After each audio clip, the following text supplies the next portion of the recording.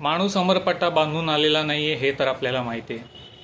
कॉलेजमध्ये असताना ॲडव्हर्टायझिंग या विषयात प्रॉडक्ट लाईफ सायकलबद्दल पण वाचलं होतं.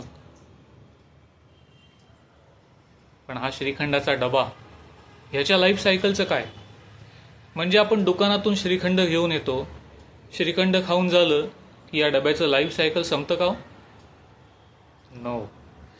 श्रीखंड खाऊन झाल्यावर हा डबा घासून पुसून स्वच्छ केला जातो. मग याचा वापर आलं, मिरच्या, कढीपत्ता असं ठेवण्यासाठी केला जातो.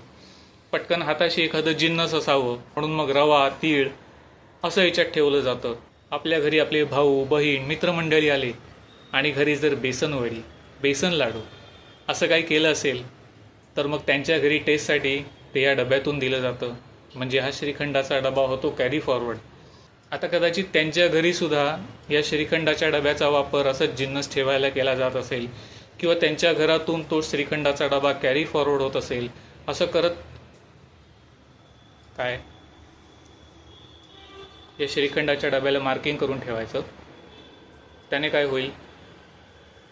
अच्छा, म्हणजे हा श्रीखंडाचा डबा परत आपल्याकडे येतो की नाही हे कळेल. म्हणजे दुनिया गोल आहे हे पुराव्यानिशी साबित होईल. काम कर तुझं, म्हणून मी तुला कुठे नेत नाही आणि या व्हिडिओमध्ये पण घेतलं नाही. हां, काम कर तुझं.